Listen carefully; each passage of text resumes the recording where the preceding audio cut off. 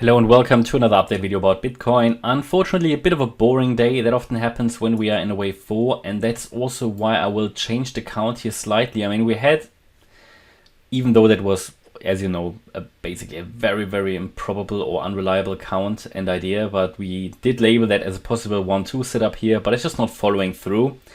And the continuous price action here that is going to the sideways, basically going sideways, suggests to me that, yeah, you know, we might be in a triangle. I showed you already a triangle on the Gala chart, I think Solana as well. We discussed the idea of a triangle on various charts that would normally suggest a trend continuation to the upside, and therefore I'm also going to take out this ABC because we have the triangle basically nearly full anyway. So if we now break to the upside, it could very well be that we're doing here the completion of the triangle. So if we say the wave 5 peaked here or here, it doesn't really make so much of a difference now. That we then with a triangle had an A wave down here. The B wave was the top here at 23,160 roughly. Came down in a C wave just afterwards to that low, 22,550 or something. And then the D wave up, and this might now be an E wave. So that's sort of, I'll make that in white, then you can see that a little bit better. And we might be able to move here slightly those trend lines, and it also looks a bit like a triangle.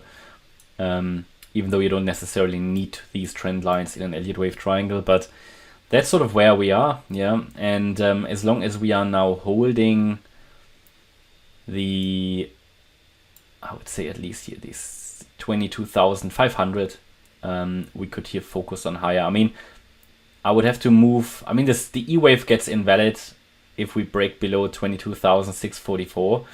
But again, this is the Coinbase chart. You know, there might be other charts that differ by a few dollars. Just saying, you know, these are, the last swing low here is relevant for the wave E, 22,650, and then we've got 22,500. Usually you would expect a triangle to break to the upside. Now, as I said before, this is an Elliott Wave triangle, this is an absolute valid count, but the price now obviously needs to follow through. Yeah, we're not trying to forecast the future here. We had our support area, possible entry area. We are now touching that again. Yeah, for the, I don't know how many times we've now touched it, but ideally we're seeing a reaction now to this support area at 22,730. Basically is here the 23.6% fib, and from here you would normally expect it to break to the upside. But with a triangle, the annoying thing with those triangles is they can extend out. Yeah, they can extend. So if we, for example, now go a little bit lower, I might just have to reset the C wave. Then you will have the D wave here and the E wave here, and you can still have a triangle. It's just a different one. So it all depends on which levels are now holding and breaking. To the upside, a breakout confirmation of this triangle would be a move above the B wave high at 23,180. That would be the breakout point, and then we need to make it above the 23,360 level up here.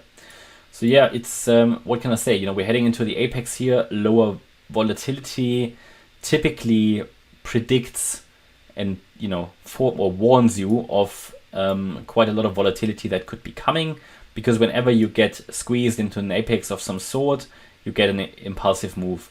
Similar situation here, when those ranges get tighter and tighter, you get at some point here quite an impulsive breakout.